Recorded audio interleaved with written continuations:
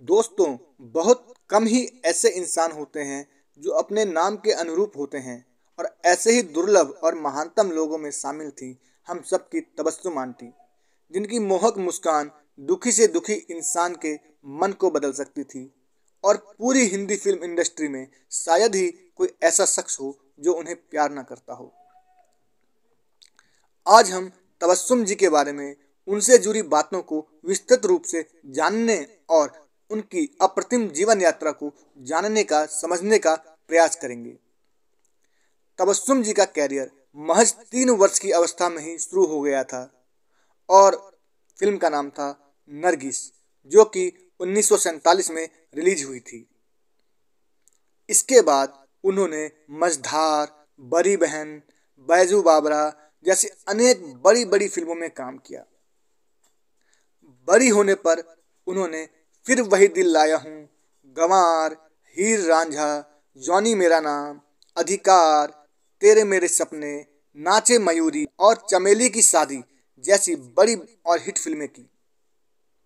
उनका आखिरी फिल्मी अपीयरेंस 1990 में रिलीज स्वर्ग मूवी था, जो कि सुपरस्टार राजेश खन्ना जी की आखिरी बड़ी हिट फिल्मों में से एक थी।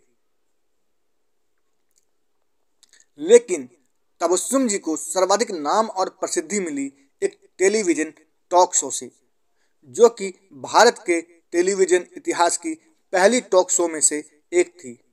और इस शो से उनको इतनी प्रसिद्धि मिली कि जितने बड़े बड़े स्टारों को कई हिट फिल्में देने के बाद भी नहीं मिलती। ये शो इतना बड़ा हिट हुआ था कि 21 वर्षों तक लगातार चलता रहा, जो 1972 से शुरू होकर 1993 तक अनवरत चलता रहा।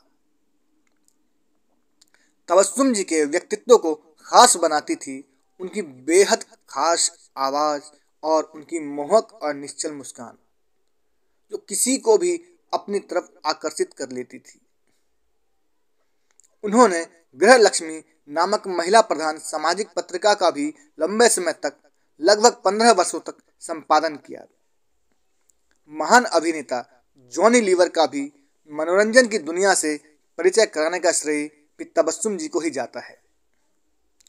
निजी जीवन में तबस्सुम जी रामायण सीरियल में भगवान राम की भूमिका निभाने वाले अरुण गोविल जी की भाभी थी और उनका एक बेटा भी है जिनका नाम होशांग गोविल है। उनके अंतिम दिनों की बात करें तो अंतिम समय तक वह काफ़ी खुश मिजाज और स्वस्थ थीं और तबस्सुम टॉकीज नाम से अपना यूट्यूब चैनल चला रही थी, जो कि क्या युवा और क्या बड़े सभी के बीच में बहुत पॉपुलर थी। दोस्तों, जैसा कि हम सभी जानते हैं कि इस दुनिया में जन्म लेने वाले हर शख्स को एक दिन जाना होता है।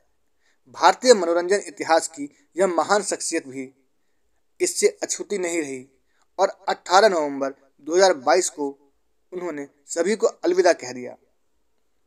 लेकिन ये भी एक सच्चाई है कि उनके जैसी बेमिसाल आवाज़ और मुस्कान वाली शख्सियत मनोरंजन जगत में दोबारा नहीं आ सकती, न भूतो न भविष्यति। तबस्सुम जी को सत सत नमन।